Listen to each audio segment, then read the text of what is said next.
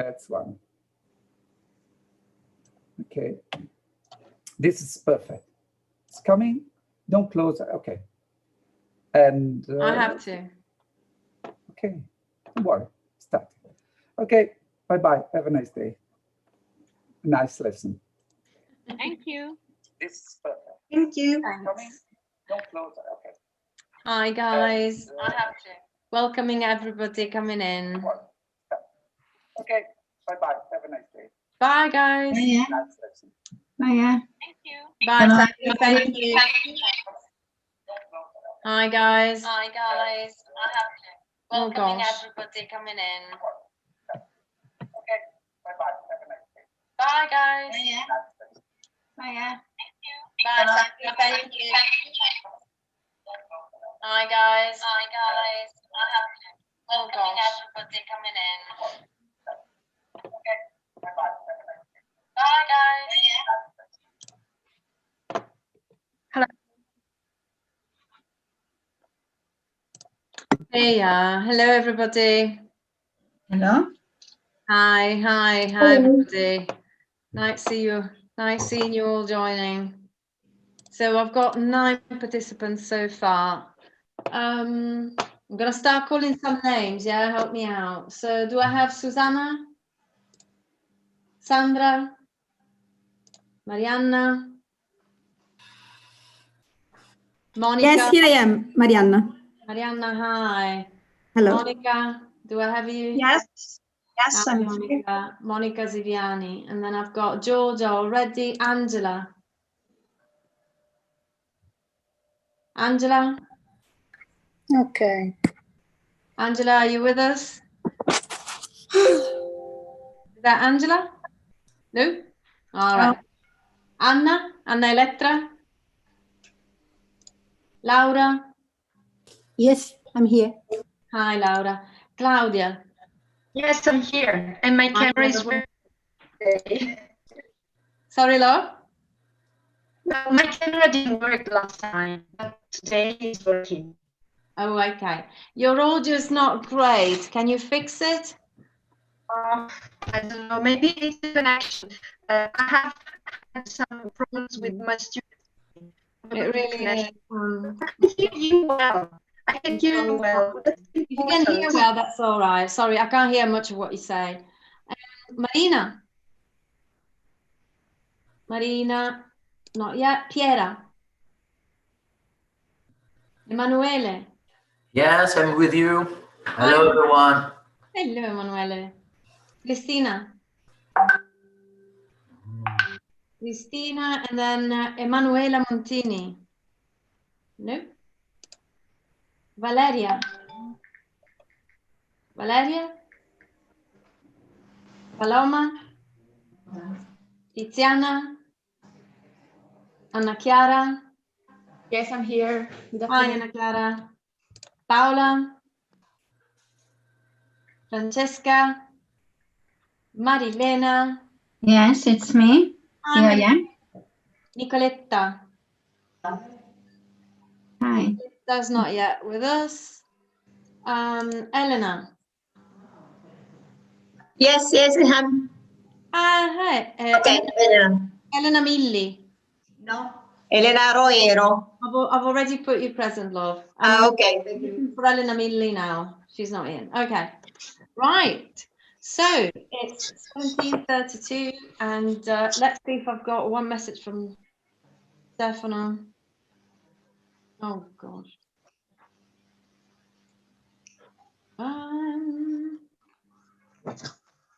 Right. Hello, I'm Cristina. Hi, Cristina. Cristina Cherubin. There you go. You're in. Okay. So hello, everybody, and welcome to our meeting. Welcome to our fortnightly appointment with English C1. So what do I have for today? Today, I thought to interest you with 2 rather different topics. And if we have time, because last time you were very good, we went through everything. I actually have a 3rd prepared just in case as last time, you managed to do everything, absolutely everything, finish everything. Right, so the first thing I would like to start with is a topic that perhaps would interest some of us, but not maybe all of us. Can I ask you, how many of you are not teachers?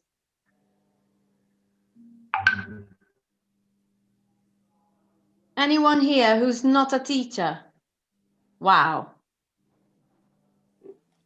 Now I am a research fellow, but I am also a primary teacher. You're a research fellow? Oh, wow. For what university? Bolzano. Nice one. Really nice one. Okay. Well, I generally didn't work action. I have had some, I can hear you. Sorry, we can't really hear what you say. Is it only me, or do we all struggle to hear our friends speaking? No, I have problems too. Yeah, I think there's a problem with there are problems. I think there's a problem with your microphone. We can't really hear what you're saying. Okay, so if you want to speak, by all means, switch your microphone on and let us know what you think. Otherwise, is it okay if I start? Yes, it's okay. Sorry, everybody, just 1 second. Stefania, I'm teaching. Sorry, love. Sorry, that was my sister.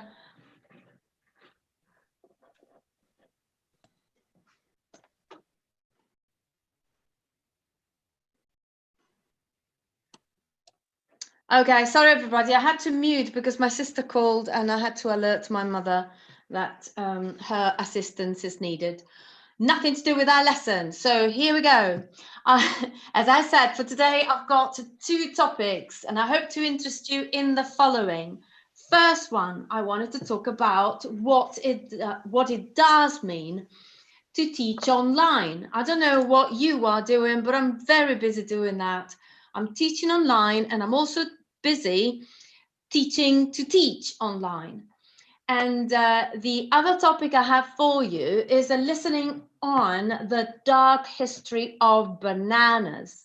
I know.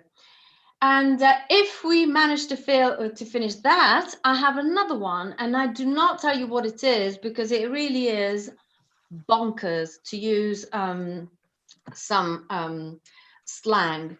Everybody knows what bonkers mean? No? No. It means crazy. So I'm gonna leave the jolly card for last because that's the crazy stuff that we might end up doing. Okay, here we go. In chat, you see that I've already attached a document. Can you all see it? It would be very useful if you all downloaded it. It is one of the documents that I sent you. It is one of the documents that I sent you in attachment to my recent email.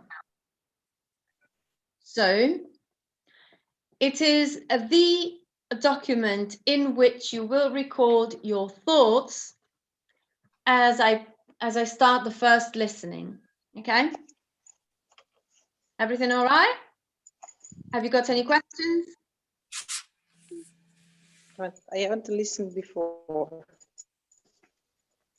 Hello, everybody. Oh, hi, Manuela. Right, so a few more Hello, everybody. Hello, Sarah. Hello, I'm here. Maybe you have my... I've got Sandra. Yes, hello, hi, everybody. Are you sharing the document, did you say? It's in attachment, it's in the chat. Can you see it? I've also sent you a document. And I've got someone on the phone as well. Hello. Hello. In the WhatsApp? Ha detto nella... Scusate ragazze, ha detto che... Sto insegnando adesso però, mi dispiace Annalisa. Ha il documento nella chat di WhatsApp? Perché io non ce l'ho. Allora, sto insegnando, devo mettere Nemmeno giù. io ho il documento, non ho capito dove... L'ha inviato per mail. Ah, Sai dirmi il mittente della mail? Ragazzi, scusate un attimo. Sorry, just one moment, yeah?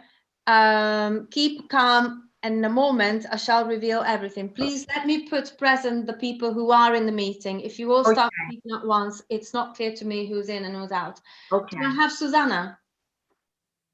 No. Do I have Angela? Nope. Anna Elettra? Marina? Piera? Emanuela Montini? Yes, it's me. Okie dokie. Valeria? Did she join? No.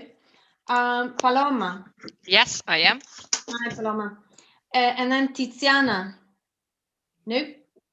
Paola? Francesca? Nicoletta? Elena? All right, so here we go. If more people, if more people join, please join with your microphone switched off, because we have started and we really need to carry on, because otherwise we don't do anything today. Okay? So, Excuse me. I have. Guys, Yeah. if you let me speak, I'm going to tell you everything, so you don't need to, you don't need to guess anything. As I said, I'm going to start one of the 3 listening tasks that I have prepared for you today.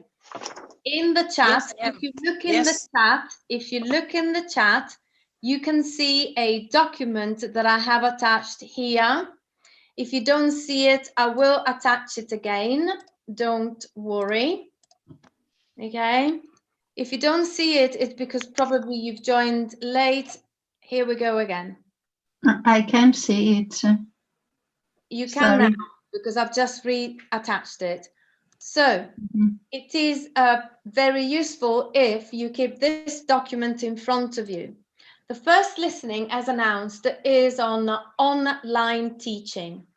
In particular, we are going to ask ourselves, what does it mean to teach English online? We talk about what we mean by online teaching. We are going to ask ourselves, who do we teach? Who do we teach for? In this video, some teachers will tell us about their contexts. And I have prepared for you a grid with the name of the teachers and the description of the task.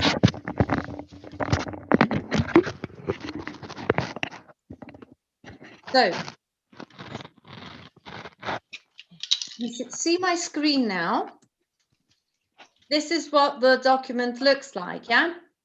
So the document that I shared with you is organized like that, okay?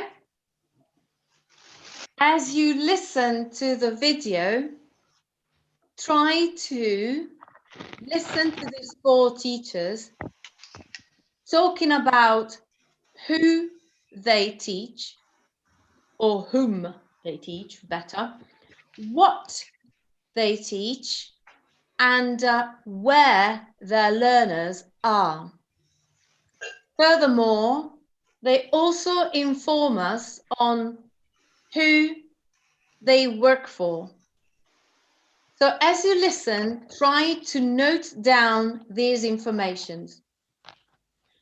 If for any reasons you do not manage to download my document, please do not worry, because all you need is a piece of paper and a grid with name of the teacher, notes, and the teachers 1, 2, 3, 4, Jade, Marie, Paul, and Helen. Okay. I would like to ask to those with their microphone open that we are listening to the noises in their house, and it is therefore very difficult for us to listen. Those with the microphone on are asked very kindly to switch it off. Thank you. Okay. Thank you. Are you okay? Did you manage to stitch it off?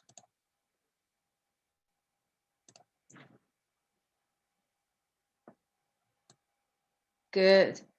Right, so we start. Can you all see the video? Can you all see the video in the screen?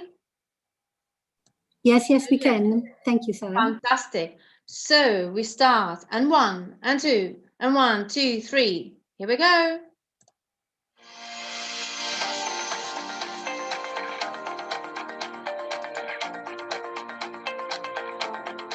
Online language teaching can be all sorts of teaching. It can be teaching groups, individuals. I've taught a number of different learners, one-on-one and in groups. Most recently, I taught a group of refugees who were based all over the world in lots of different time zones. They were all a similar level of English. They were all intermediate level. It can be teaching on a platform. So that means an online school where you sign up as a teacher and then you deliver lessons to their students, much as the same as you would do in a face-to-face chain of schools. For one thing, they help plan your lessons for you. So a lot of the different online platforms have different structures already built in. Some online tutors, they own their own business, so they will be finding students and teaching them and managing all that process themselves. My online tutoring is in the context of business English. So it's normally middle managers who are going abroad. So regarding how much time I spend doing that each week, it fluctuates. I have certain clients who, if they're going abroad, I'll see them quite a lot. I also have people that will contact me while they're abroad. They've heard something when they're out and they want to ask me immediately. And that's one of the real benefits of online tutoring, is that they've got that kind of immediate, they don't have to wait until they return from being abroad. Teaching online is any teaching that you do online. It can be all sorts of ages, very young children. I know of a lot of teachers who work with 3-4-year-olds. The types of classes I teach can vary quite a bit depending on the ages. So I teach anything from 3 years old to 12 years old. So you can imagine that there's a really big range in the types of classes they have. For the really little kids, it's really focused on vocabulary and a little bit of phonetics as well. So being able to break down the actual sounds, focusing on the alphabet and basic vocabulary of numbers, colors, toys, things like that. You might work with adults. You could teach business students, professionals, really the same range of students that you would get in a face-to-face context. You could get them online as well. People are studying in their home environments, in their living room, in their car. I had one lady working from her car, she wasn't driving. A successful online lesson is a lesson where your student goes away knowing something they didn't know at the beginning, or being able to do something they couldn't do at the beginning.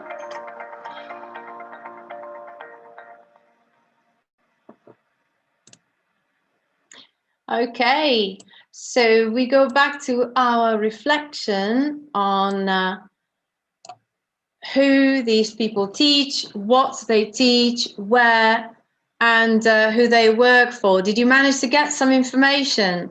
Please open your mics and tell us. No, I have no problem.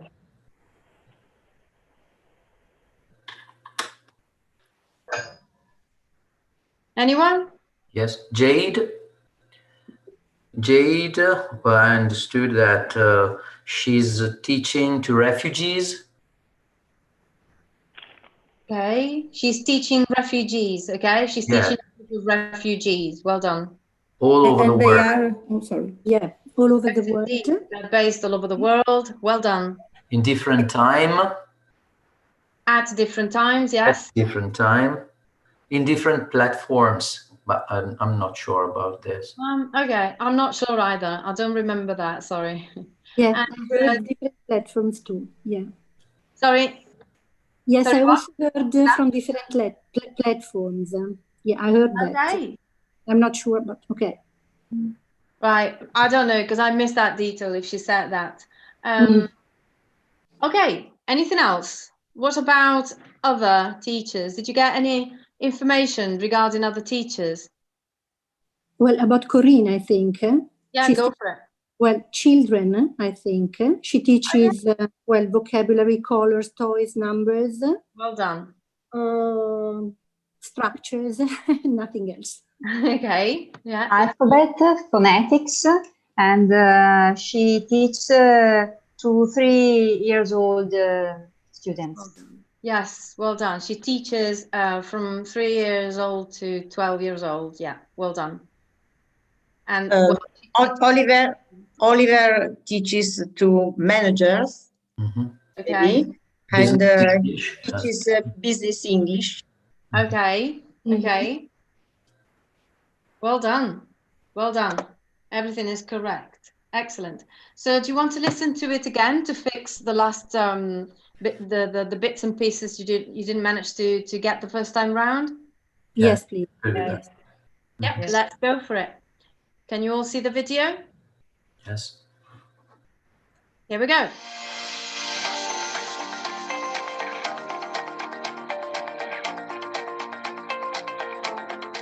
Online language teaching can be all sorts of teaching. It can be teaching groups, individuals. I've taught a number of different learners, one-on-one and in groups. Most recently, I taught a group of refugees who were based all over the world in lots of different time zones.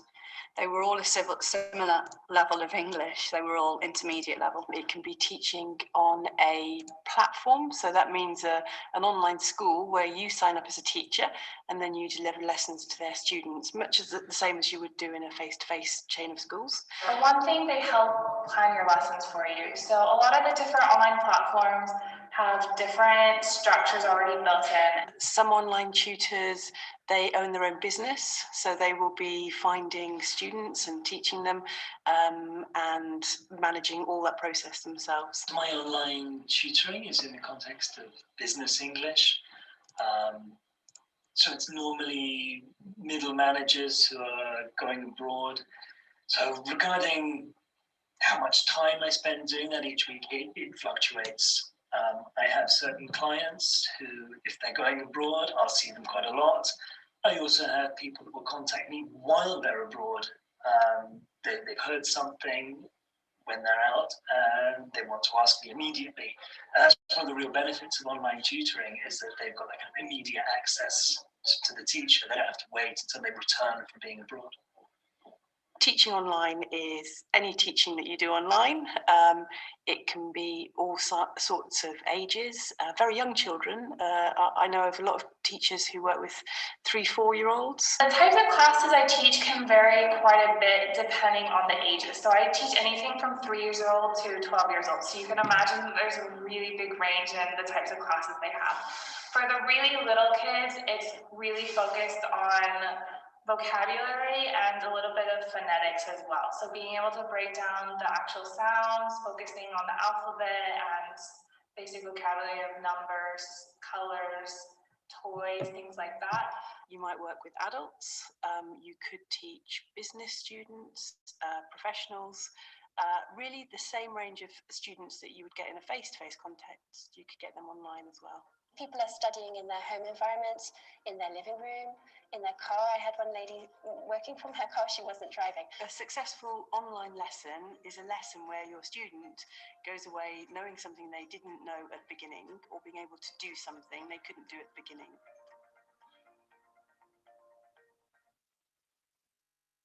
Okay, so let's go back to our reflection. So did you get some more particulars? Did you get some more details? Did you manage to get more details? Mary works in an online school and she teaches to different people, adults and business students and different type of people. Okay, well, I think you've done a good job. Well done. Yeah, and only I think he teaches to clients, his clients going abroad, or middle marriages. I don't know what it means. Middle marriage. Middle managers. Managers. Managers. Okay. Middle managers. Mm-hmm. We'll see the detail later. But for now, I'd like you to keep in mind what you've just listened to go through another reflection. And this time the reflection is a personal one from your own experience. Yeah? Can you all see? This is a document that I've already shared with you. Nevertheless, I'm going to download and share it with you again in chat. Yeah. Here we go.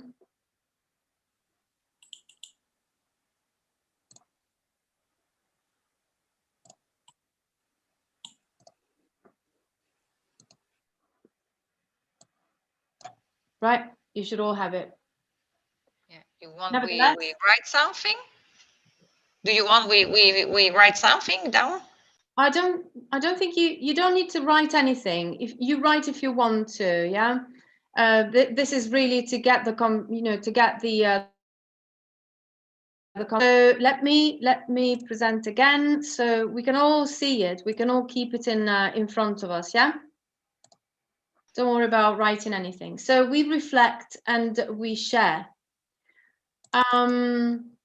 So I'm going to ask. I'm looking at your I'm looking at the list of your names, and I'm going to start asking, individually. Think about who your students might be. Who are you interested in teaching?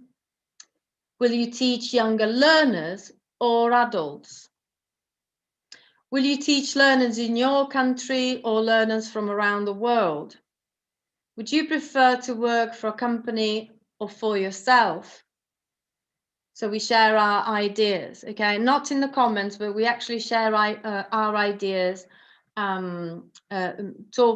speaking in the group, okay? So Sandra, who are your students? Do you teach online?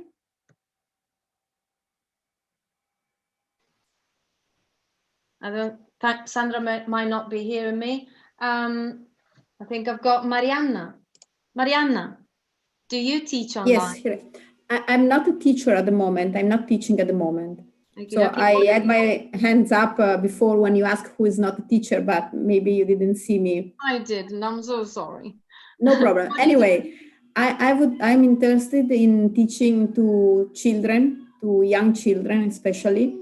Okay. And I would like to have my own company, but it's really difficult, Fine. I'm sure it is, but good luck with it. If someone can do it, I'm sure you can. I don't know, not at the moment, maybe, but maybe I would also teach for a company if I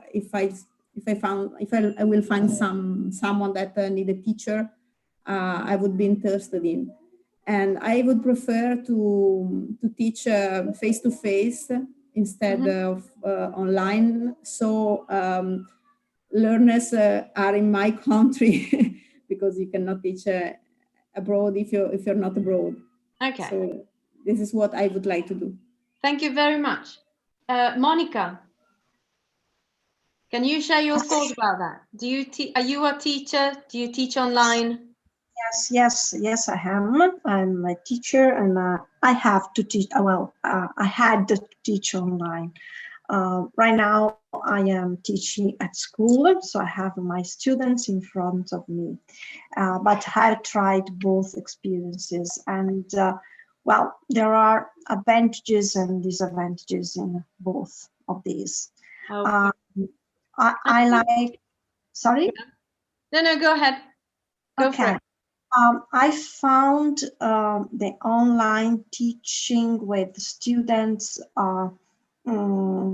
with age from 10 to 13 rather slow. I would say slow because it is difficult to have all of them talking.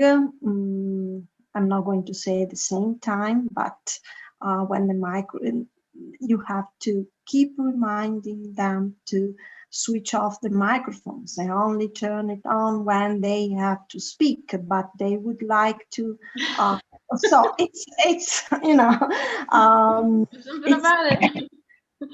Okay, thank you very much, Georgia. Are you a teacher? Yes, 3 years ago, I taught English in the 3rd class of primary school. Okay. And did you have to teach online? Oh dear.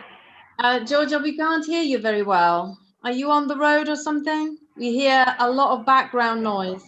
No, it's not my noise. It's from another person. Oh dear. Okay. Would you prefer to work for a company or for yourself, Georgia?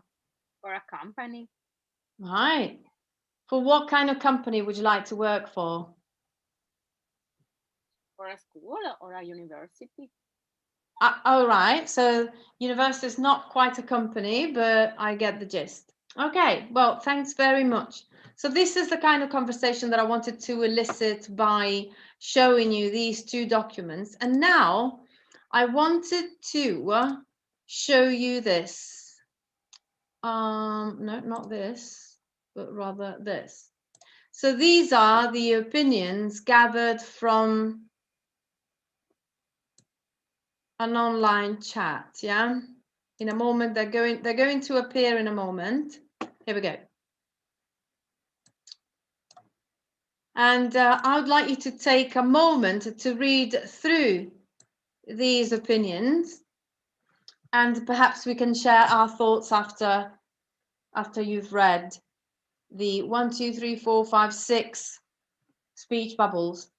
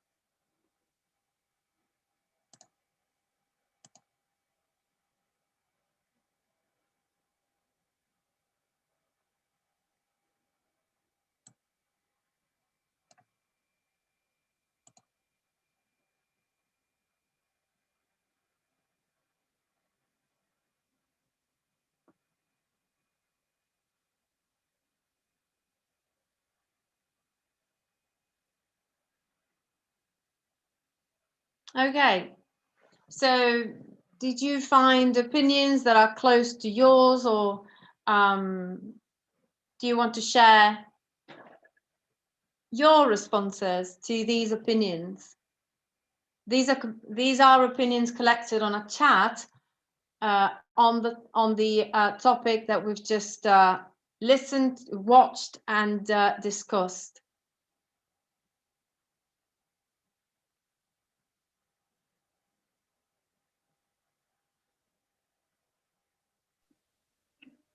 Well, these are all people that have somehow chosen to do online to be online teachers or online tutoring. My experience was quite different. I didn't choose. I just found myself in it, okay. So that's the first thing that I could Well, say. I think that you touched the very nerve that I wanted to put to your attention. Yes, I mean, these people want to teach online. They have done, you know, that they have put themselves through training and have therefore pursued a vocation, whilst somehow I think that you found yourself plunged into this reality all of a sudden in February. You know, we used to go to school, and day after we were told, no, sorry, go back home, switch it on, and learn to function in a platform. And I think, in my opinion, this generated quite a lot of resistance and panic and hatred towards a tool that I like very much, as long as I do it in a platform of my choice. So is anyone here sharing my opinion that online teaching can be positive, can achieve something that contact teaching in presence doesn't? I think that if you don't have too much time, it's teaching online is very useful for you and also for people that you are teaching for. But I think this is not good for children, because you need their attention. So you need to be, they need to be present, and you need to be also very complete, also with gesture, or for example, playing with them and things like that. So not only teaching, but also playing. Well, Mariana, it's quite interesting. What you say is, in fact, very relevant to my next video. I wanted to talk about an approach to using online teaching in order to do all that, to involve younger learners with activities that involve all their sensory perceptions, and therefore to grab their attention and stimulate them to do a very useful activity, i.e. communicate, not just in language teaching, first or second that it is, but throughout the curriculum. So we're going to talk about what Mariana mentioned in a while. Do we have anything else about the bubbles that I showed you? Do we have Sarah, can you hear me? Sarah, can you hear me? Because I try to speak a lot of times, but me too. Yeah. I don't think you can hear me. Sorry, I'm struggling because I've got a very who tried to speak? Sandra. Okay, Sandra, go for it. You can hear me, because I thought you couldn't. Yes, although I was obliged to teach online my students who are young learners, I think there are some advantages, although, because I think I used to divide them into small groups. So instead of having 24, 25 pupils in front of me in a lesson, I used to have split them. So maybe small groups. And I think a conversation was easier. It was easier to have conversations with them, easier than in a classroom, because you can imagine 24, 25 sometimes. There are quite a lot of young learners. So having them in a reduced number, in a small number, it was easier for me. And after that experience, I suggested my private lessons to be online, because I was on holidays this year, and I could have online teaching. So while having, and good time. I could, and they were having somewhere else on the beach. I was at the lake, and it was easier. And it was easier as long as it is, you know, face to face, one to one. Very interesting. Well, can you hear me? Yes, of course. Go ahead. Okay, because well, I found some positive aspects too, because as a special educational needs teacher, well, I had to teach to well, a 13 years old student who couldn't hear very well, and he couldn't, well, he's well, not blind, but some problems with, and being in front of a computer, well, and he couldn't speak very well. So being in front of a monitor of a computer, in front of the computer, and he could see better, watch better, he could hear better, and he could write because he hadn't the voice because of some problems, but he could read and write. So it was, well, an explosion of things. He could speak and participate, well, not speak, but chat and participate. And for some students, for example, for shy students too, not only for him, he was the very, well, if you want, the distance from the classroom, from the class, the rest of the class, but also for other students, it was, well, easier because they could chat and they like chatting with it. And they were very shy when they were in the class, and they could, I don't know, send their homework before to me and then show to the teacher. So, well, we had some positive, surprises with the online teaching, even if it's easier and I prefer, well, with contact. Well, I'm sharing with you a screenshot of what I managed to do.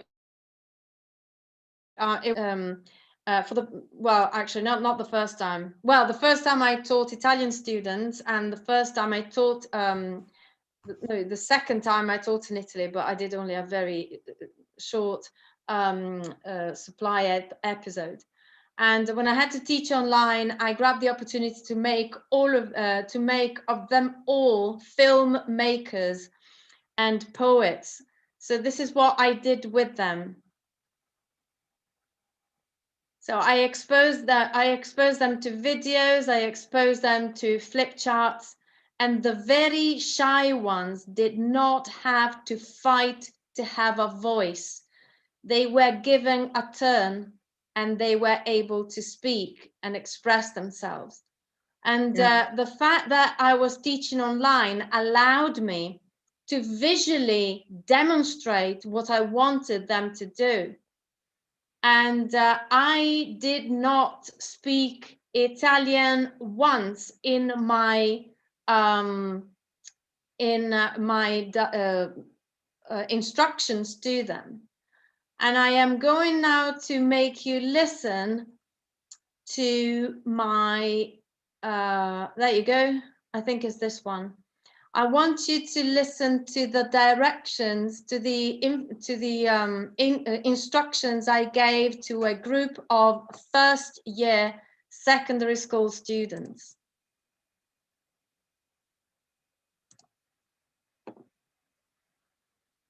Okay, welcome everybody to our last task. So the last task is to complete petal paragraph. Petal paragraph, they're petals like in a flower. Petal 1, petal 2, 3, 4, and 5. And they're called petal paragraphs because, as you can see, by putting them together, you write a paragraph. P-E-T-A-L, petal paragraph.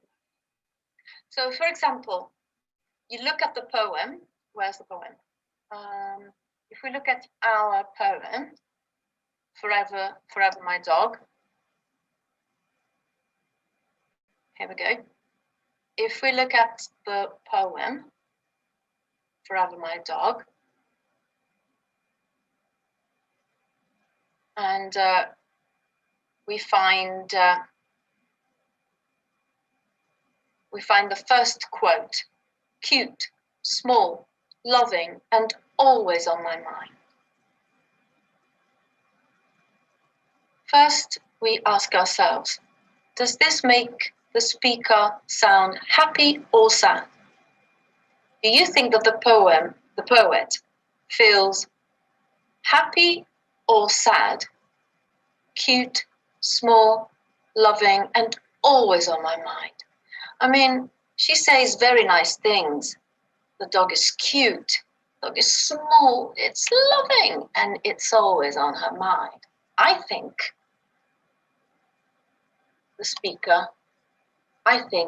that the speaker, oops, sorry.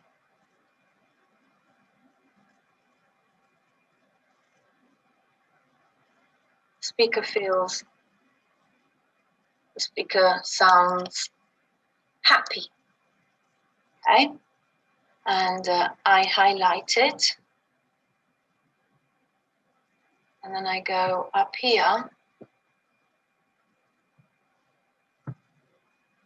to Okay, so that was just a snip, a little episode of what I was teaching them, and I was teaching them through action, and I was teaching them using as much sensory involvement as possible. Okay, so enough about that. I wanted to, I've just shared with you the, there they are. I think I've just shared with you the solutions to our first exercise. Yes, you can find it in attachment. And now, therefore, we are ready to progress. Let me find my way through this. Okay, we can stop this one. And if that's okay with you, we can progress with our next topic. Is that okay with you? Yes. Okay. Good. Let me find, therefore, let me share my screen. Let me start my video. And before the video starts, to go through the introduction with you, and therefore let me share this document with you.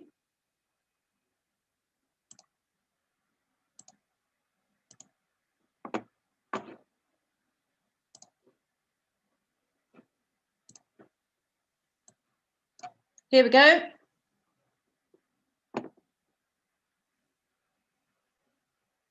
So in the next section of our lesson, we're going to watch a video about some of the uses of the one-shot film. What is it? It is a teaching technique that uses different styles of filmmaking or animation for curricular learning. So not for language learning, but for curricular learning. Learning, therefore, in all the subjects of the curriculum. Can you see my, did you manage to open the document yet? Yes. If you haven't, I'm going to share my... Where have you sent it? Where have you sent it? In chat. It's in chat. I can't see anything in chat. All right, I'll send it again. No, but I only can see, I don't know why, but my chat is only with you. Don't worry about it. So I'm going to show the document on the screen. Is that okay? Can you see it now? Good. Yeah, thank you. So the video, as I said, is about a technique used to teach not just in language classes, but in all classes. It's a teaching technique. Those of you who are not I promise to those of you who are not teachers that we're going to do something not related at all about teaching later. So please bear with me. Is that okay? Yeah. These teachers are always at it. Anyway, so the listening is relevant to all of you because I would like you to understand what the guy says about how he sustains his theory that basically this approach is good for primary literacy, English literature, as well as history, art, and language. Is that okay? So those of you who are not teachers and who do not care at all about teaching, and I can't blame you, sorry, let me get rid of that. Oops. Please bear with me and we will get rid of this theme after all. But you will be busy getting this information from the next video. Is that okay? Good. Off we go then. Here comes the video. Can you all see it? Good. So remember, we're going to listen to these people advancing the theory that filmmaking is a good approach, is an approach that works not just for language teaching, but across the curricular subjects. Okay, so we're going to think about that. And 1 and 2 and 1, 2, 3, go.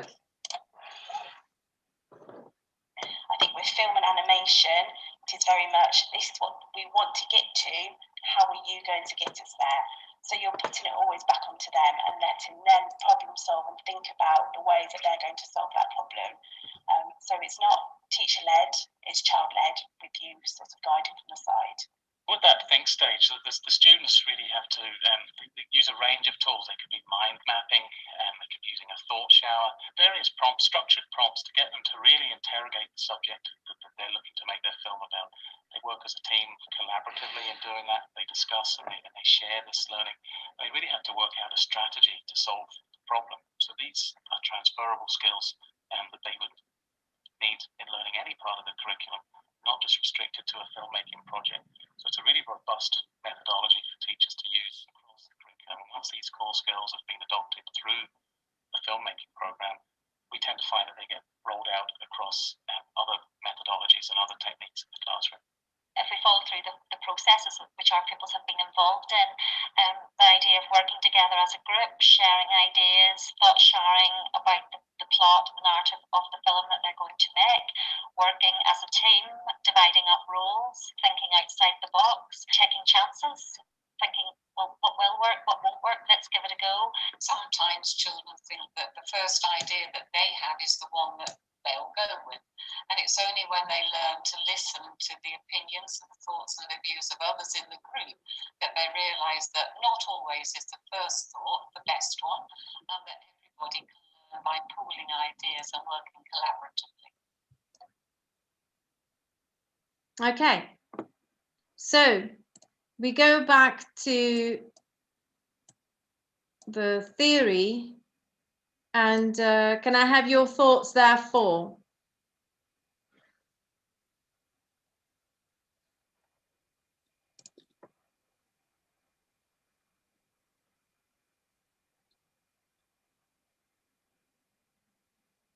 If you're not a teacher, you've been a student. I mean, how would you have liked to be taught in this way? Do you think it would have been great? Great.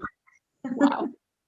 No, well, they mention a lot of positive aspects, and it involves the person as a whole. Sorry to interrupt you, but actually, not to interrupt you, but actually, these positive aspects are actually strategies. Do we remember the strategies, and do we remember the skills that they claim were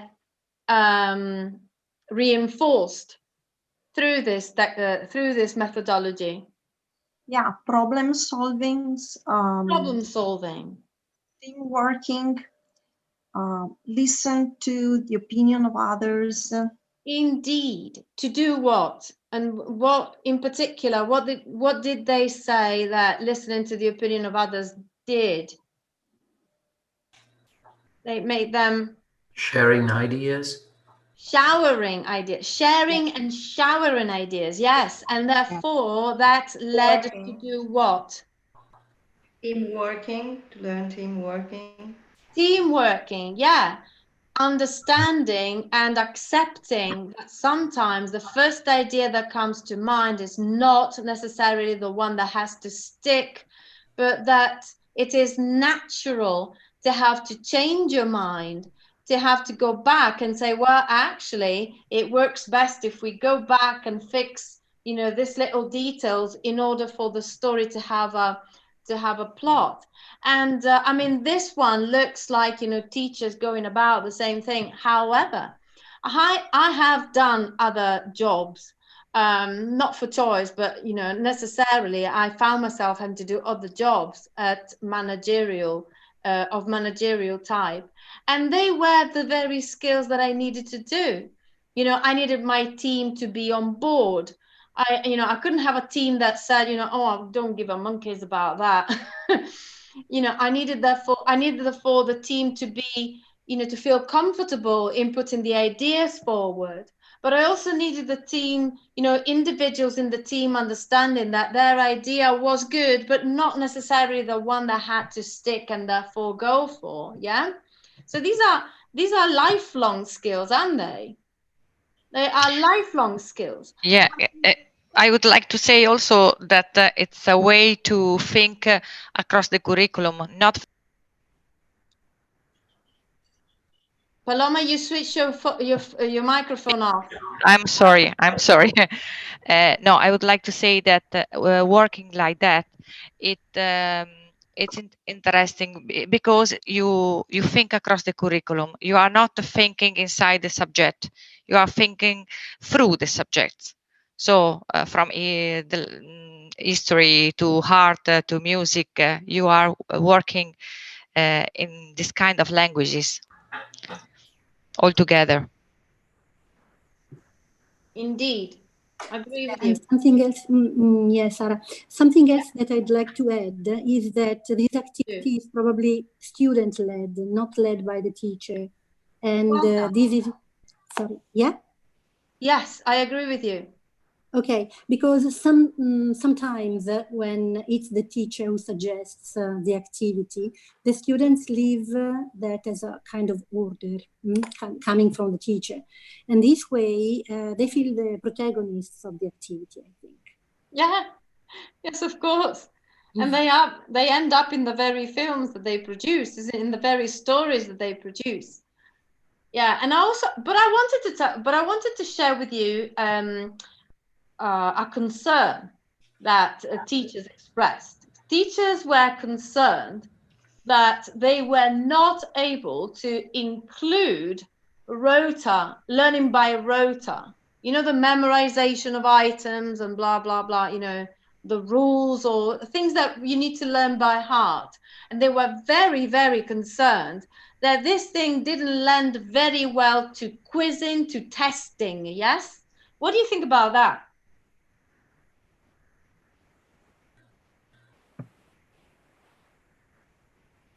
I mean, you are all professionals, and therefore, you've gone through some type of education that perhaps was very different from this.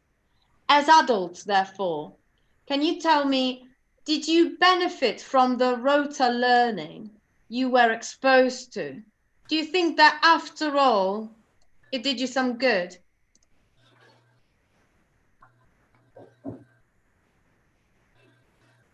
Sarah, could you explain better the router or something? I don't. Okay.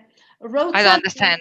Rota learning is the memorization of facts, i.e., memorizing 200, vocabulary for a foreign language, or memorizing in mathematics the various rules and the various properties of in geometry and so on and so forth.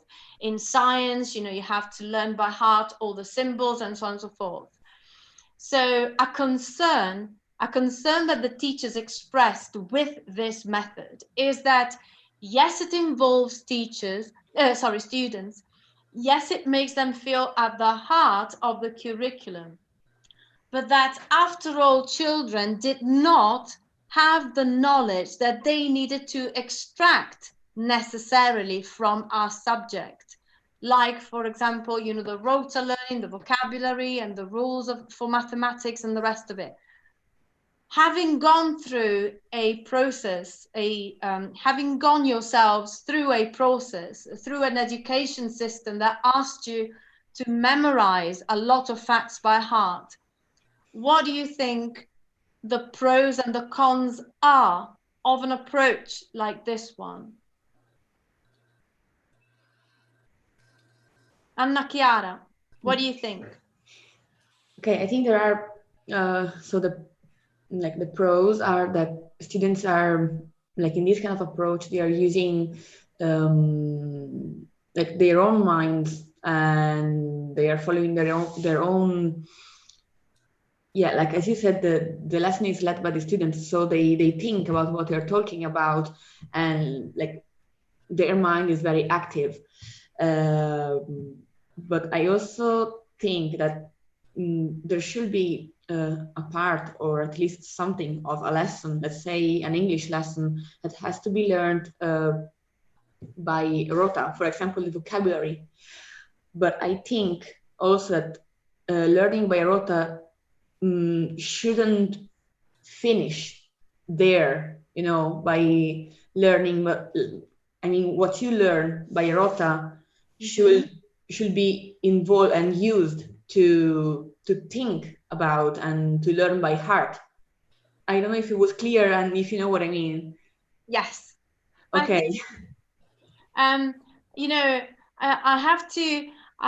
realize that I am in a very different reality all of a sudden, and it doesn't really mean anything that I was born here, but I do remember going to school here, so I do know how different processes are in education here. There's a lot of learning by heart, and there's a lot of testing, and students they're almost worried if they don't have a test. They do worry, and they say, oh my gosh, and I'm going to finish the year, and you're going to give me 4 or you're going to give me 5 and the rest of it.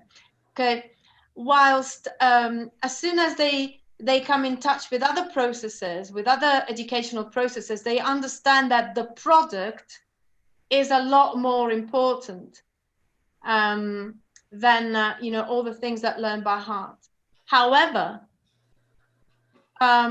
it is also true that, for example, universities in the UK find Italian students in particular, as well as Greek students, very, very appetizing. I mean, they get them, they are very desired because of their vast knowledge of, the things that they had to learn by heart.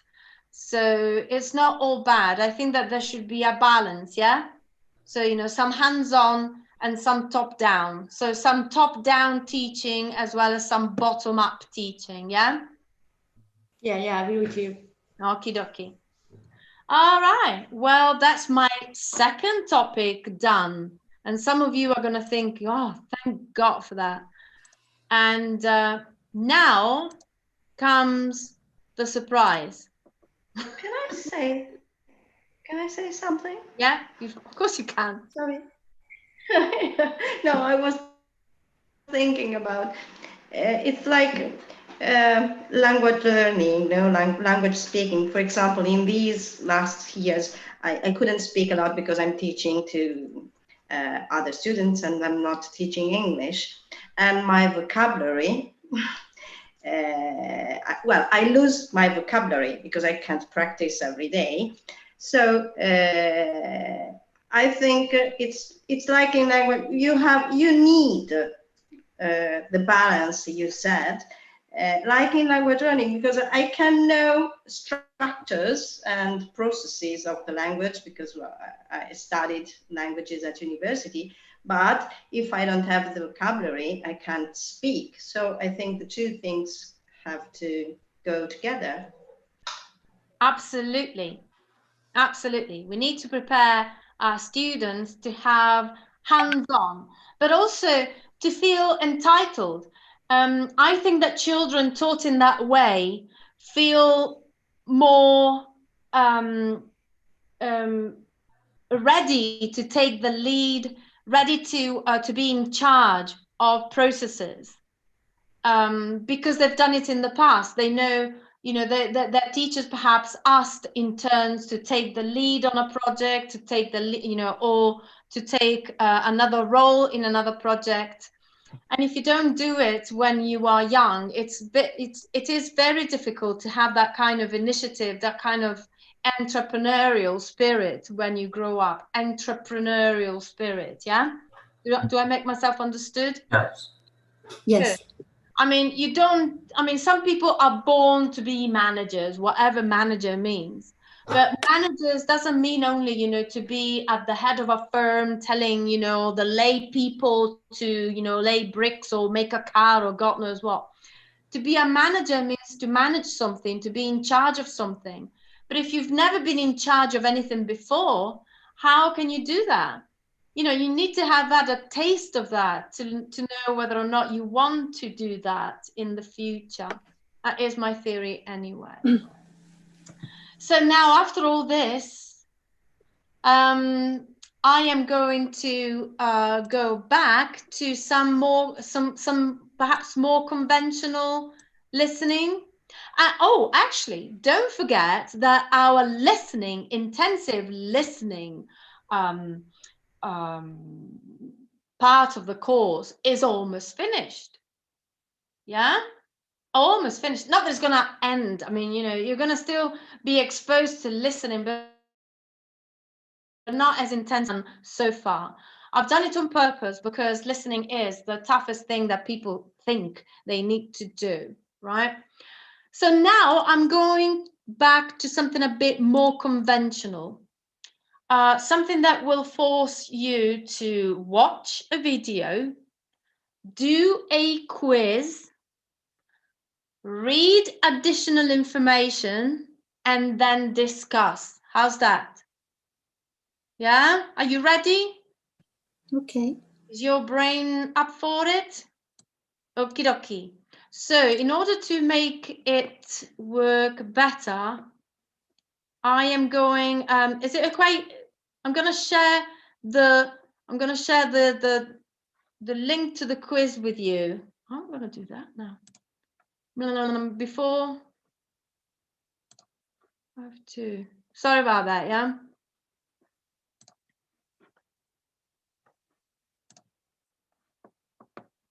I'm going to share the link to the quiz. Oh, here we go. The dark history of bananas.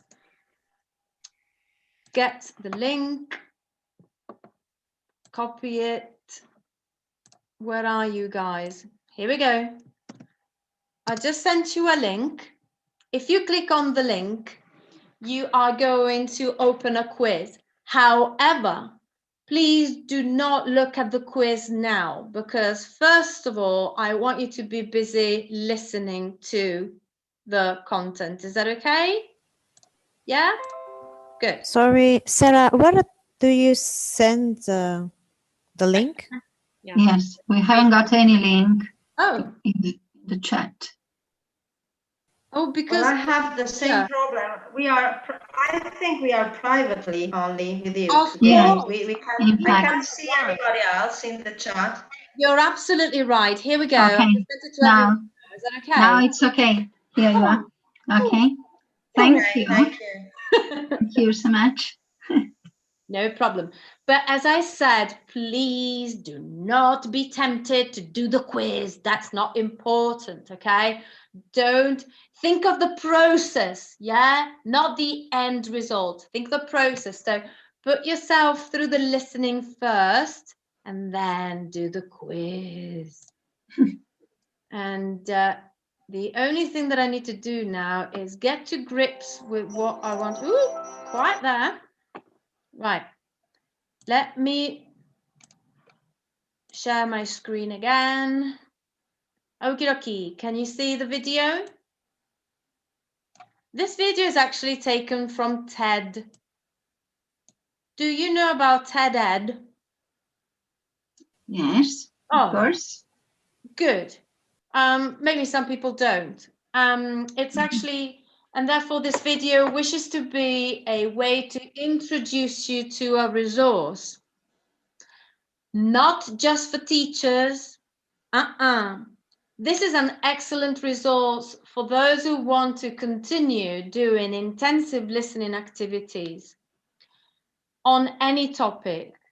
The TED database is vast and it contains material at every possible level in the spectrum, IELTS and Cambridge and the rest of it. Is that okay? You can, for free, log in, open an account and start using it yourself. What I wanted to do with you today is listen to the dark history of bananas. Okay? The dark history of bananas. With the listening, we are going then to do a quiz. After the quiz, we are going to read additional resources, and then we're going to have another discussion. So without further ado, let me start the video. Are you all ready? Here we go. 1 and 2, and 1, 2, 3.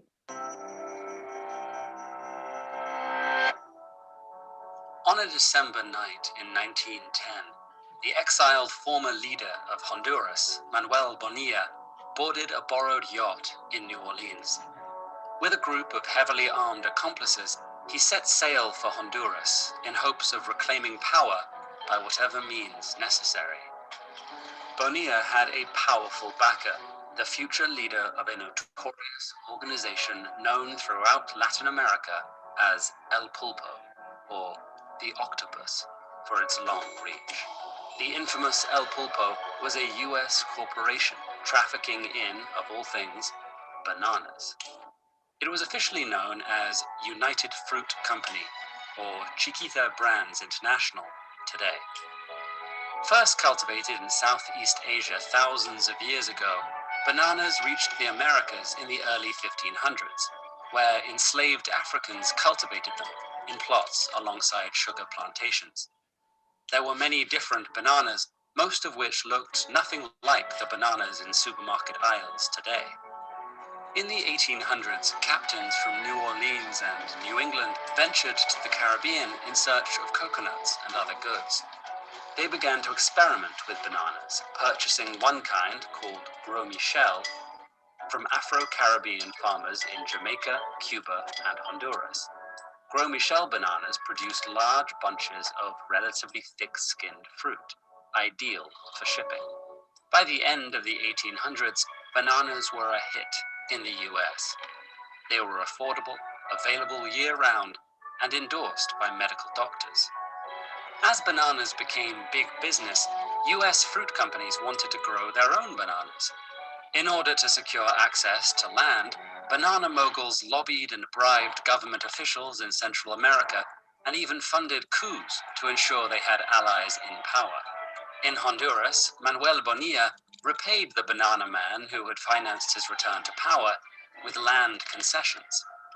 By the 1930s, one company dominated the region, United Fruit, who owned over 40% of Guatemala's arable land at one point.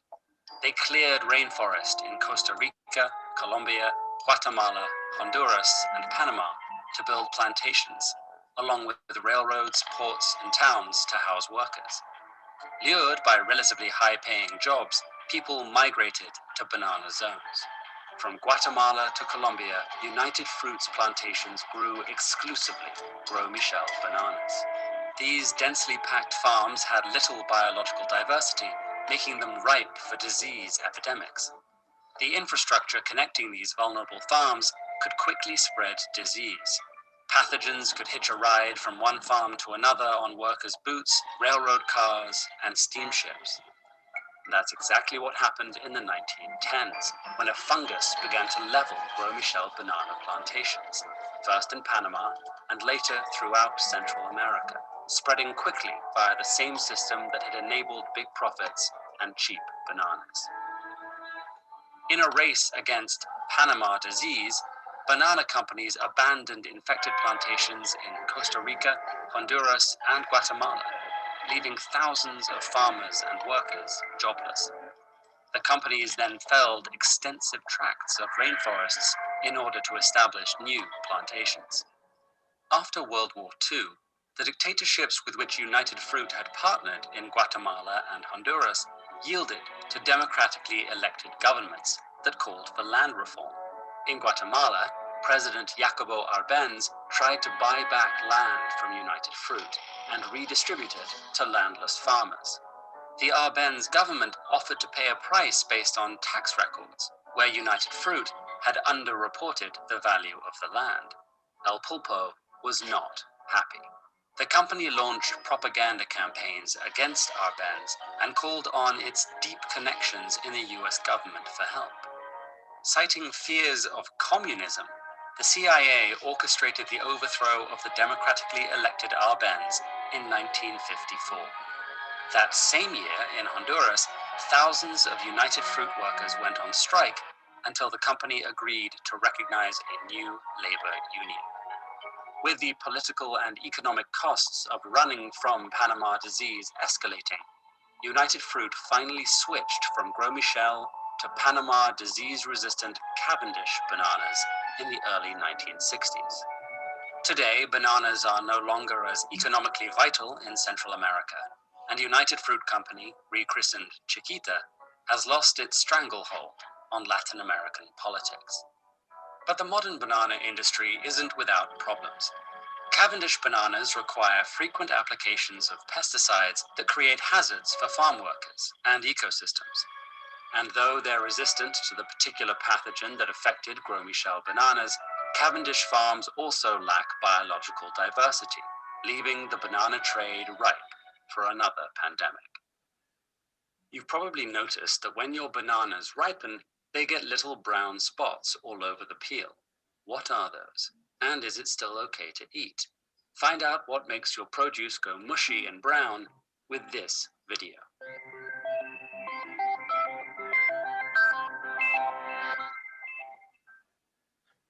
Okay. Do you feel ready to do the quiz, or would you like to watch it again? Let's put it to the vote. Again. Okay, some people like to watch it again, so we're going to listen to it again. If you are done, you may as well go on with the quiz. Is that okay? Or we could firstly see the quiz and then the video again. Or not? I think it's going. I mean, what do the others feel? Let's see what the others feel. What do you think? Do you want to see the quiz? I would like to try the quiz. Would be better, maybe. Okay. To have a look at the quiz first. Right, as you have it, go for it. Thank you.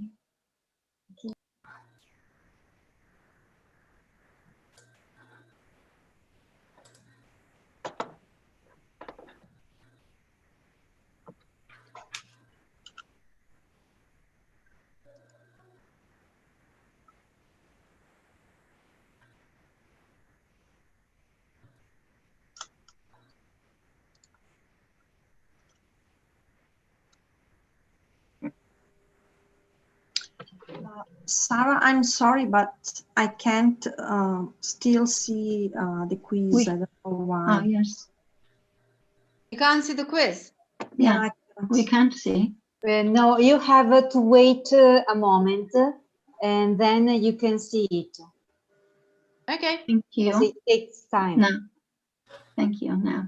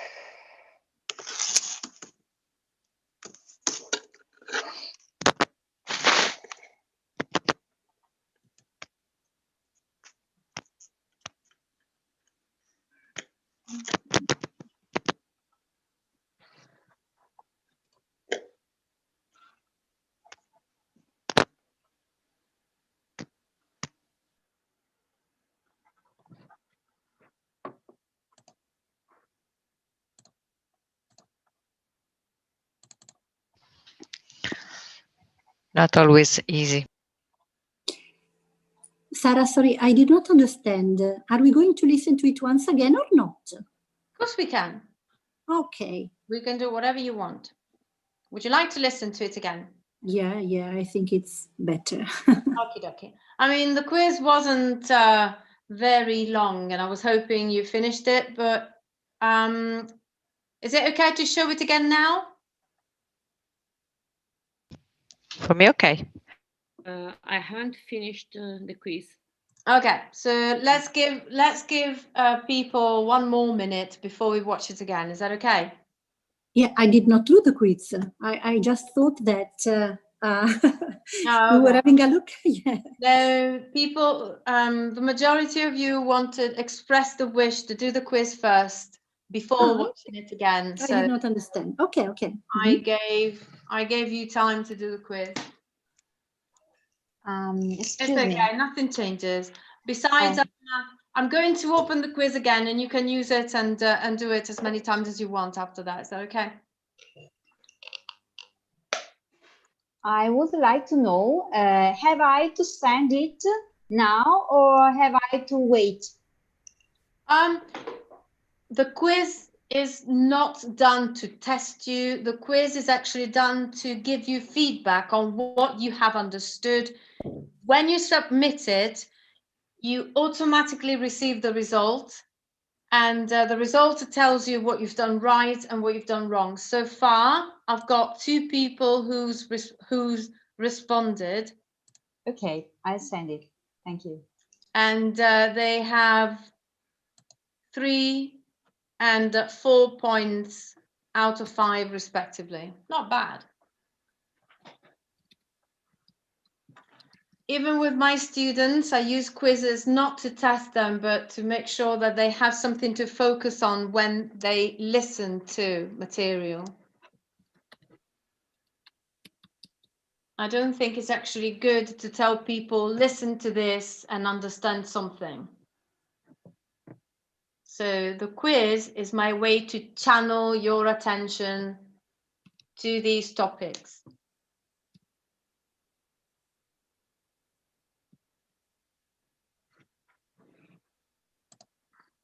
So I've got 4 responses so far.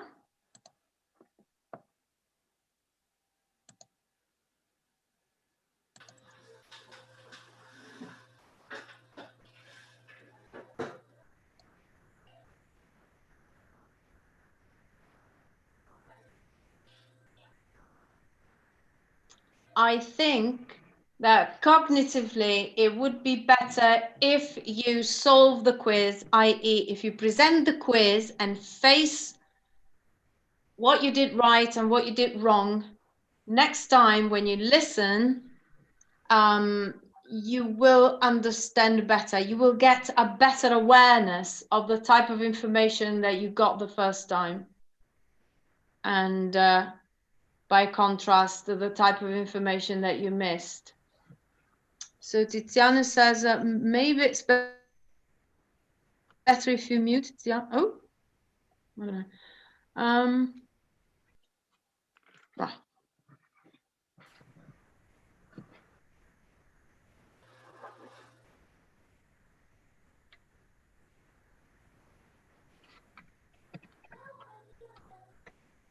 So Sarah, should I have to send the Yeah. I okay. think so. Because the moment you do that, you have your responses. And the moment you do that, therefore, you know, you've got feedback on what you understood and what you didn't. The second time you listen, therefore, you have a better awareness. You know even more, you will be even more tuned in, focused on the type of, you know, the gaps in the information. Okay. Those very things that you didn't get the first time round. Quizzes should not be done to give people an evaluation. They should actually be done to map their understanding, so that when they go back and listen to the second, you know, to the material for the second time round, you know, they have even more focused attention on what went well and what didn't go that well.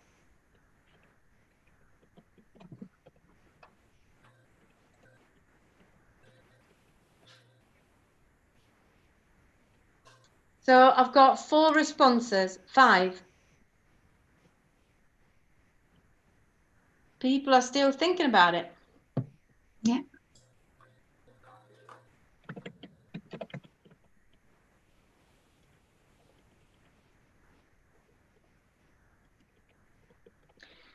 In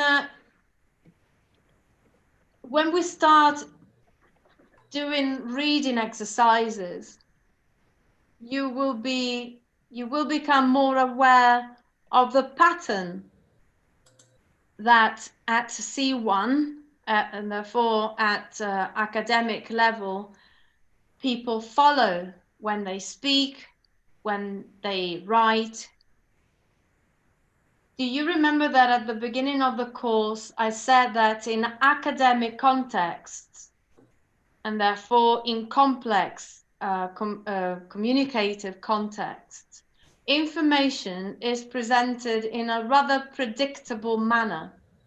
So first they give you the background, then they give you the aim or the purpose of something, and then they explain the means and the methodology used in order to achieve those goals, or what happened basically. And then they round up with conclusive thoughts on the results. Yeah. We are going to become more aware of that in the next part of the course, in the reading part, where you will be given maps in order to follow this pattern, but also gradually adopt it yourselves, so that when you write or when you speak, you will be more familiar with the order in which information should be presented, and hopefully that will lead you to be, number one, more in charge, and number two, better understood by your audience. So I've got 6 responses, and I don't think I've got, let's see, no, it's still 6 responses. So I've got responses from Georgia, Paolo Ponta, sorry, I don't know who you are, Cristina, Manu Ciao, Marianna, Anna Chiara, and that's it. I want to know Manu Chao. Sorry? Who is Manu Chao? It's me. Emanuela, it's me. Oh, fantastic. She must be a Manu Chao fan. Are you a Manu Chao fan? Yeah. I like it a lot. I like him a lot. Like him a lot. Okay, so 8 responses. So I've got Marilena and Nikki on the board. But there's 14 of you, so halfway through. Sarah, as I told you before, I can't see the quiz, and I had a bad connection, so I had to get out and then come in again. So I don't know where the quiz is. I'm not doing it, and I was only able to listen to part of the video because of the bad connection. Look, I'm gonna share it again. Look, here we go. But don't worry about that, yeah?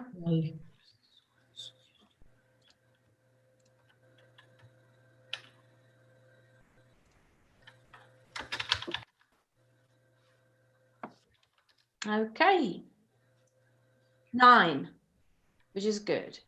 So there's 5 people to go, but it's already 7 o'clock. What do you think? Shall I put it on again? You mean the video? Yeah. I think so. I think so. Okie dokie. So let me get the presentation going again.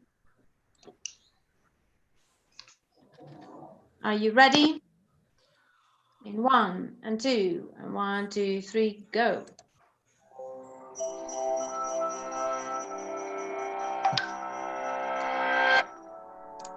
On a December night in 1910, the exiled former leader of Honduras, Manuel Bonilla, boarded a borrowed yacht in New Orleans.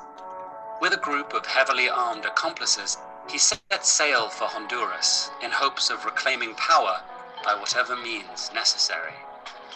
Bonilla had a powerful backer, the future leader of a notorious organization known throughout Latin America as El Pulpo, or the Octopus, for its long reach.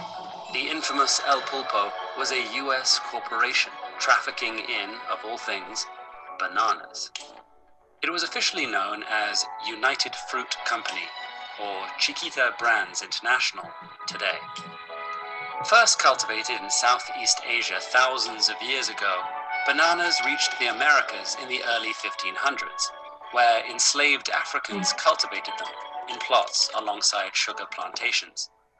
There were many different bananas, most of which looked nothing like the bananas in supermarket aisles today. In the 1800s, captains from New Orleans and New England ventured to the Caribbean in search of coconuts and other goods. They began to experiment with bananas, purchasing one kind, called Gros Michel, from Afro-Caribbean farmers in Jamaica, Cuba, and Honduras.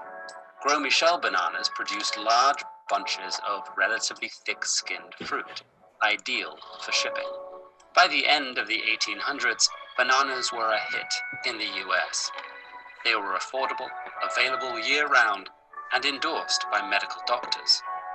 As bananas became big business, US fruit companies wanted to grow their own bananas. In order to secure access to land, banana moguls lobbied and bribed government officials in Central America and even funded coups to ensure they had allies in power. In Honduras, Manuel Bonilla repaid the banana man who had financed his return to power with land concessions. By the 1930s, one company dominated the region, United Fruit, who owned over 40% of Guatemala's arable land at one point. They cleared rainforest in Costa Rica, Colombia, Guatemala, Honduras, and Panama to build plantations, along with railroads, ports, and towns to house workers. Lured by relatively high-paying jobs, people migrated to banana zones. From Guatemala to Colombia, United Fruit's plantations grew exclusively Gros Michel bananas. These densely packed farms had little biological diversity, making them ripe for disease epidemics. The infrastructure connecting these vulnerable farms could quickly spread disease. Pathogens could hitch a ride from one farm to another on workers' boots, railroad cars, and steamships. And that's exactly what happened in the 1910s, when a fungus began to level Gros Michel banana plantations, first in Panama and later throughout Central America, spreading quickly via the same system that had enabled big profits and cheap bananas. In a race against Panama disease, banana companies abandoned infected plantations in Costa Rica, Honduras, and Guatemala, leaving thousands of farmers and workers jobless. The companies then felled extensive tracts of rainforests in order to establish new plantations. After World War II, the dictatorships with which United Fruit had partnered in Guatemala and Honduras yielded to democratically elected governments that called for land reform. In Guatemala, President Jacobo Arbenz tried to buy back land from United Fruit and redistribute it to landless farmers. The Arbenz government offered to pay a price based on tax records, where United Fruit had underreported the value of the land. El Pulpo was not happy. The company launched propaganda campaigns against Arbenz and called on its deep connections in the US government for help. Citing fears of communism, the CIA orchestrated the overthrow of the democratically elected Arbenz in 1954. That same year, in Honduras, thousands of United Fruit workers went on strike until the company agreed to recognize a new labor union. With the political and economic costs of running from Panama disease escalating, United Fruit finally switched from Gros Michel to Panama disease-resistant Cavendish bananas in the early 1960s. Today, bananas are no longer as economically vital in Central America, and United Fruit Company, rechristened Chiquita, has lost its stranglehold on Latin American politics. But the modern banana industry isn't without problems. Cavendish bananas require frequent applications of pesticides that create hazards for farm workers and ecosystems.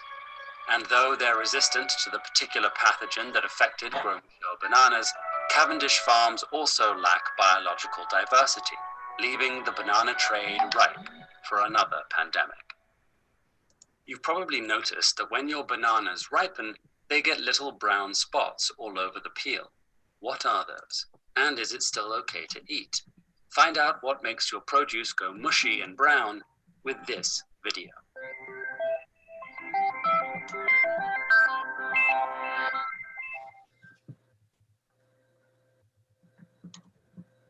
Sarah? Sarah, excuse me, I haven't understood in the end when he says that bananas became brown and you can still eat them, but I haven't understood the final sentences. He says we can still eat them, but all over the peel. What are those? And is it still okay to eat? Find out. And is it still okay to eat? Yeah, find out what makes your produce go mushy and brown with this video. Find out what makes your product go mushy and brown. Mush. If something goes into a mush, it goes into something soft and not, okay. you know, not crunchy, but it's the opposite of crunchy. Okay. Mushy is also not very palatable. You know, the opposite of crunchy can still be delicious to eat, but if something goes mushy, it means that it, you know, it sort of decayed, the flavor decayed or something, you know. So that is what the end, that's what's said at the end. I am going to download and give you the videos as well, so you can watch them at will. But now, can I interest you in another activity? I wanted actually to show you the quiz. So when I look at the quiz, this is what I see. So if I look at the responses, you can see that. Sorry? No, I'm not looking at individual. I'm not looking at the individual responses. I'm looking at the responses as a whole. So as you can see, this is the total point distribution, and they're quite. I mean, the range goes, you know, from top to bottom, basically. So it is quite interesting to see that, you know, the variety of the variety of results that you obtained. The frequently missed question was, well, this one: in which of these modern day countries were bananas first cultivated? 4 out of 12 of you got it wrong. And then, oops, let's not focus on the scores, I said, sorry.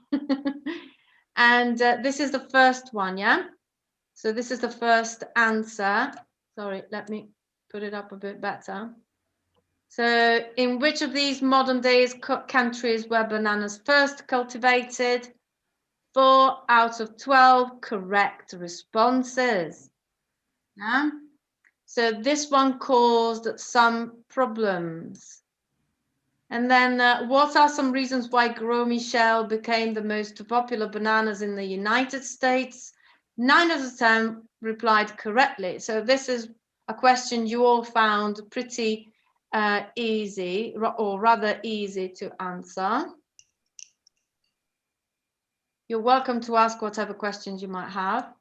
And then 12 out of 13 replied successfully to what factors contributed to the spread of Panama disease, not banana disease. This one was quite successfully answered as well. What policy measures taken by Guatemalan President Jacobo Arbenz upset United Fruit? 10 out of 13 answered correctly. Why did United Fruit switch from Gros Michel to Cavendish bananas? Do you know what Cavendish? Or better, do you know who Cavendish is? My goodness, they recently published a wonderful documentary on the BBC about Cavendish. Do you remember that I told you that sometime very recently, people took it to statues. They started to take down statues of slavers, slave traders, yeah? Mm-hmm. Well, Cavendish was one of them. And believe it or not, no, I better believe it actually, it was Lady Cavendish who took things in hands, and she was a pretty starch business lady. It was a beautiful documentary. If I can, I'm gonna record snippets and put them towards your attention. actually, I wanted to ask you, sorry, I'm halfway through this, but I need to ask you this. Would you agree next time, if not next time, the very last lesson to be about swearing? Mm-hmm. Yeah. Yeah? I love swearing. It's a fantastic thing to study. I did study. I actually studied it with my students. It is exceptional. It is the only communicative act where infixation happens in the English language. I mean, what else? What else? I mean, it's like studying, I don't know, the COVID vaccine. I mean, it's as rare as that, yeah, these days. So I wanted to focus on swearing in our last lesson of the listening part. Number one, to have a laugh. Number two, to have it's very difficult what I will ask you to do, because I found some material. It is actually comedian, so it's actually comedy snippets that I want to record, put to your attention, and I want to ask you where the swearing is and where the fun is generated. How about that? It's a bit of a crazy lesson, but what else? I mean, come on. We live only once, yeah? Okay. Okay. Now, back to the quiz. So, these are your individual replies, and I'll read them later. Okay. Do you want me to? Actually, I'll read 3 of these just casually. The question was, how does the history of Panama disease help us to understand how environmental changes affect people? And some of you replied, the lack of biology diversity and the use of pesticides. They affect a lot. Okay. Cause, they can change habits. Maybe you wanted to say because, I don't know. It tells us that there are cycles in history. Okay. Very interesting. Pesticides used in banana fields affected the environment and the eager. Not quite sure I understand that. Okay. What does this history of bananas tell us about who in society has the power to influence the kinds of foods that we eat? Economy and trading plays a big role. It can change the way the economy goes. The richest industries in a sort of monopoly. Monopolio is Italian, I guess. We often are influenced by companies that want to make money more than acting in the interest of human health. Okay, well done. You really went for it, and you didn't have much time, so you wrote in extremely constricted conditions. Let's close it therefore. And I wanted to share with you this one now. These are further information that will gradually lead you to read more about it. So I'm going to download it and share it with all of you.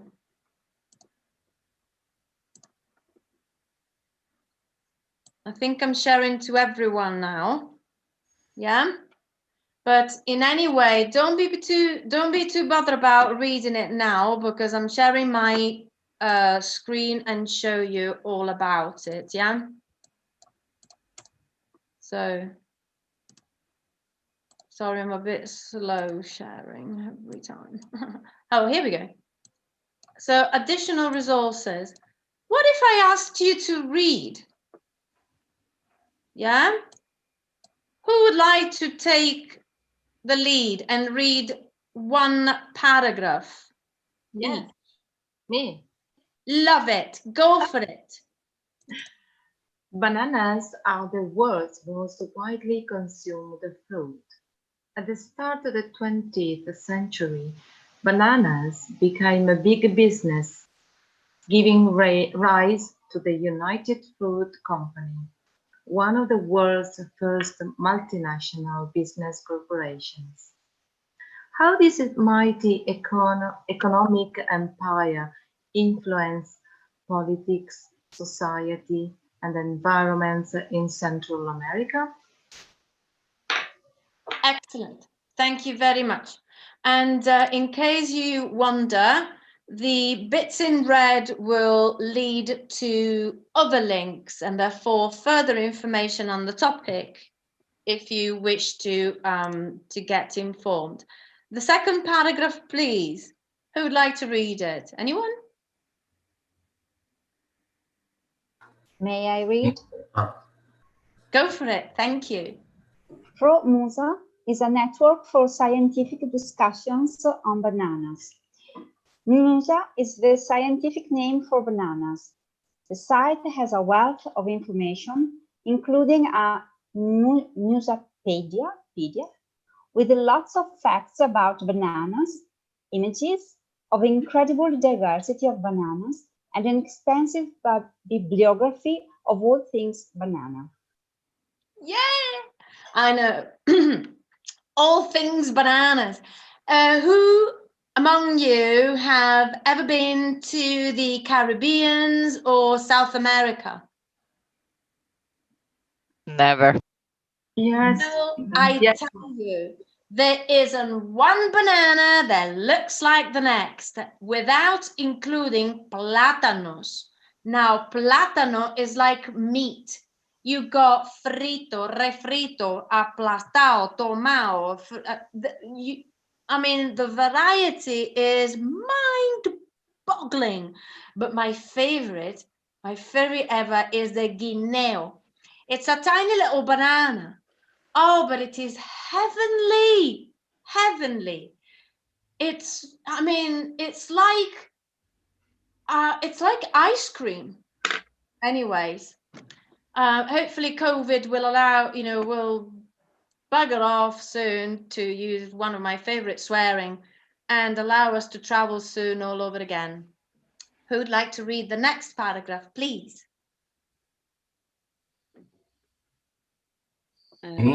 I can Go read. for it. Emanuele, vai. Okay. Banana Link is a United Kingdom-based organization that works for fair and equitable production and trade in bananas and pineapples based on environmental, social, and economic sustainability. Their website has excellent graphics and is among the most up-to-date on changes taking place in the industry. Thank you. Any questions? Good. Last paragraph, please. Can I? Indeed. Okay. Read it. Well, Visualizing the Americas is the recently launched project hosted by the University of Toronto that examines the history of capitalism through the production and consumption of the banana. It preserves and digitizes rare, endangered records that are integral to the histories of the multinational banana companies or to the histories of the communities in which the companies operated. The digitized archives are freely accessible to anyone in the world. Wow. An archive that is accessible to everyone in the world at last, yeah? Mm-hmm. Good. Well, I hope that you liked going all things bananas for a while. Sorry if you didn't, but I can't always get it right. I think that's the life of a teacher, isn't it? Let me stop sharing for a moment. No, actually, let me share this one with you because I haven't shared these. Oh, shush.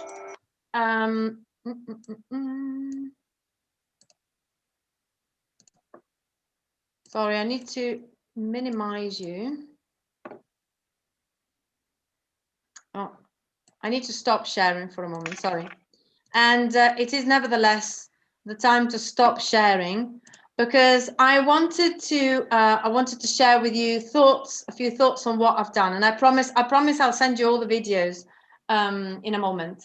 So today we've done, what have we done? We've listened to three very different topics, but nevertheless, process was at the heart of all of them, if you think about it. Yeah, the common denominator of all the listenings that we did today was process, and being in the heart, being hands-on in the process, either making or receiving it. As I said, we're almost at the end of the listening part of the course. You've been bombarded by listening every lesson. It is the hardest. Do you remember that in the first lesson I said it was the hardest thing to do? I stand by it, but at the same time, I hope to have changed your mind a bit after having been exposed so assiduously, so intensely to it. Okay, maybe you'll be a bit less daunted next time you are faced with a listening task. Also because you will be ready to organize your note-taking, and you'll be more aware of the fact that at C1, and therefore at academic level, people do not just talk.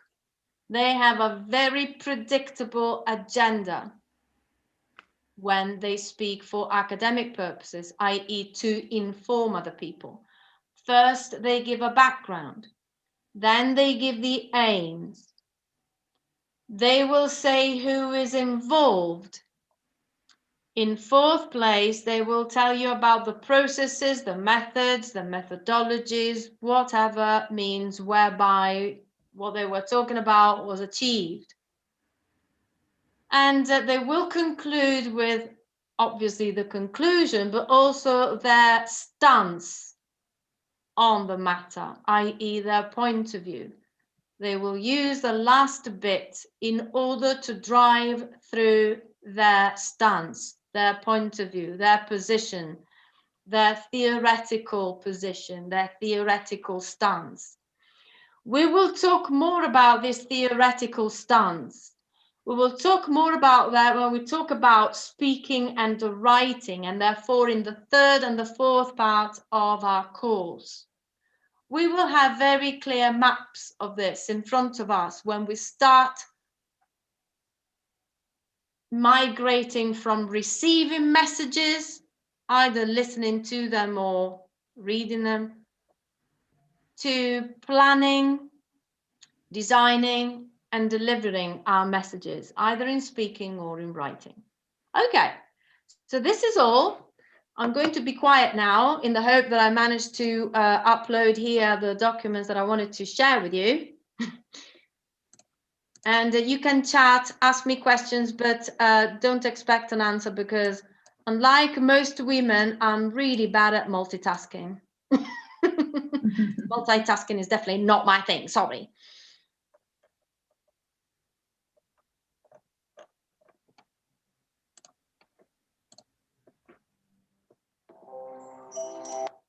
Oh yeah, so this is actually a YouTube. Of course. Good grammar and spelling are important, but if so you want this to write was a essays, YouTube, and you can all access that. Here we go, the banana thing. Sarah, Yeah.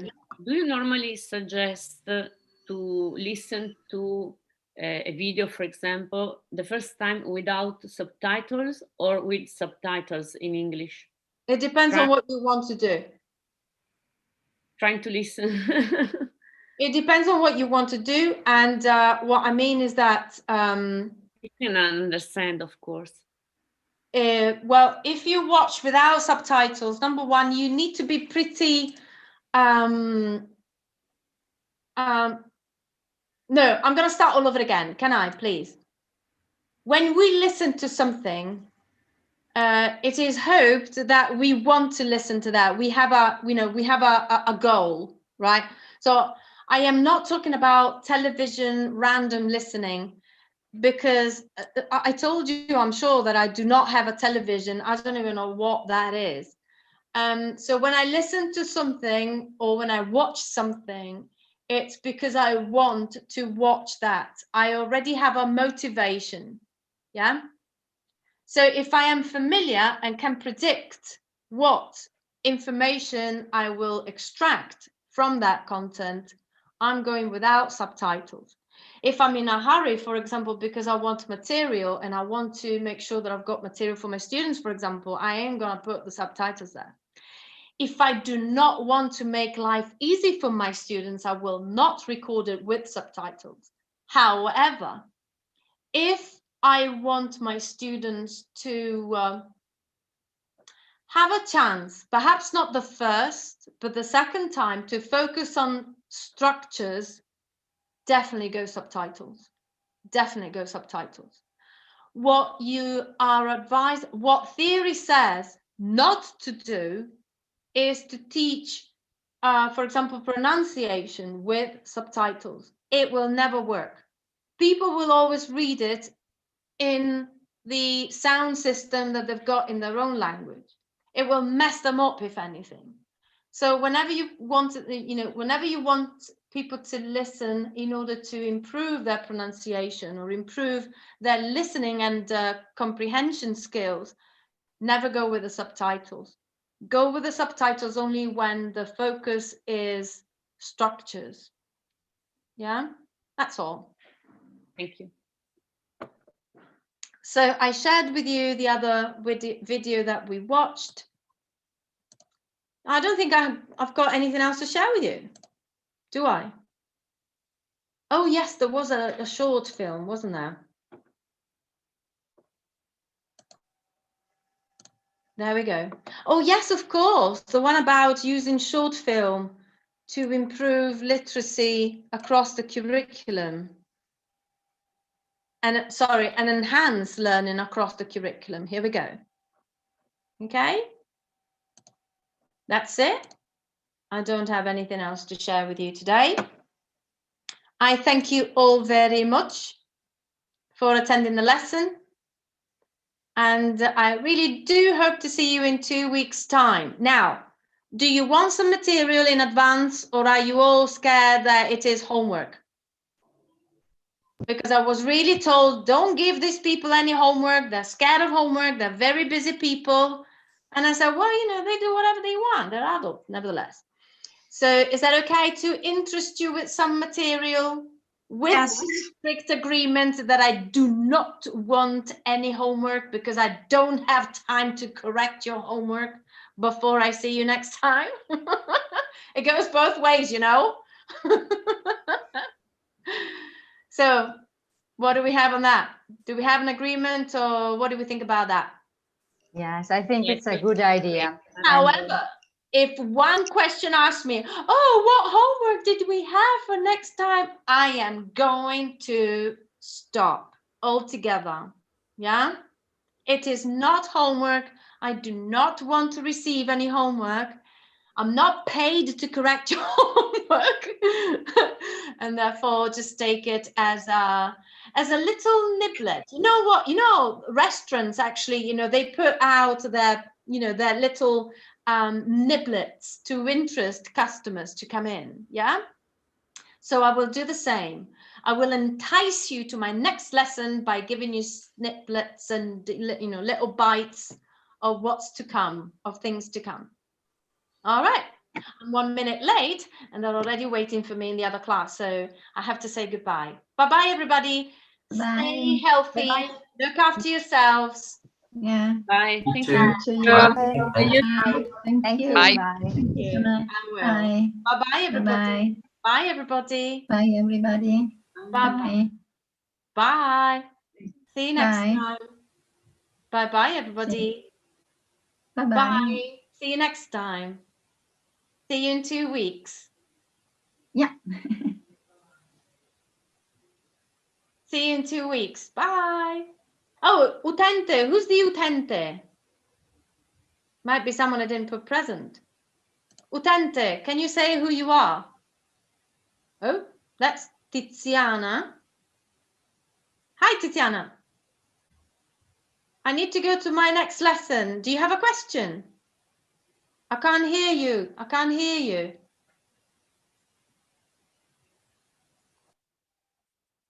Switch your mic on. Switch your microphone. You've got it on the right-hand side of the screen. Oh, I know it, Sarah. The problem is that I opened before. The problem is this, I usually am at work. So the time I come back home and so on. So I missed something on the road and I had to stop to the chemistry too. So I missed the first listening. I did quite well, but I hadn't the chance to make the quiz, because I remember it was asked in case we would listen it again, or if we would prefer to write. You can do it whenever you want. It's not closed. You can still do the quiz, and I am going to leave the Meet open for you to download all the stuff. Are you able to download the material? I was doing that. So I'll let you do that. I'm afraid I have to mute my microphone and stop my video because my next students are waiting for me. Okay.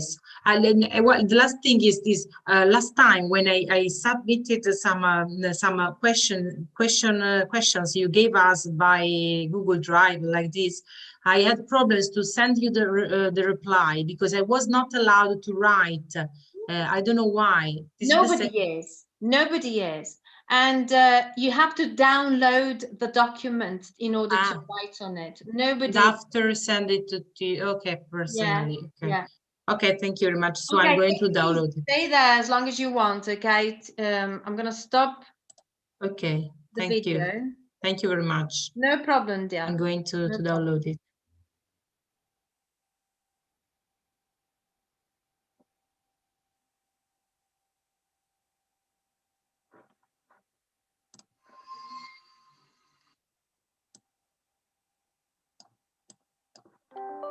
Let me know when you're finished, yeah?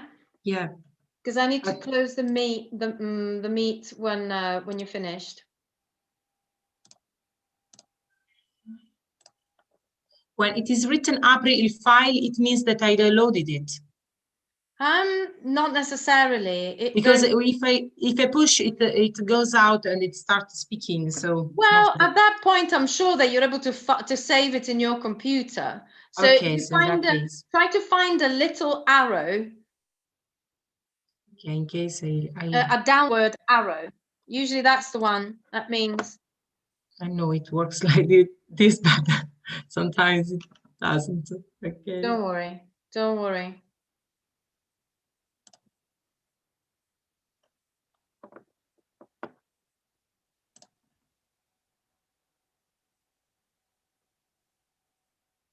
Okay. I think I have it. Otherwise, I couldn't. Okay, yeah. Okay, Sarah, you can. Yeah. You can exit. Yeah, I think so. Okay, I think you need to exit first, love. And okay. Down. I do. I just leave. Okay. Bye. Bye. Bye. Bye. Thank you. Bye, my love. Bye, darling.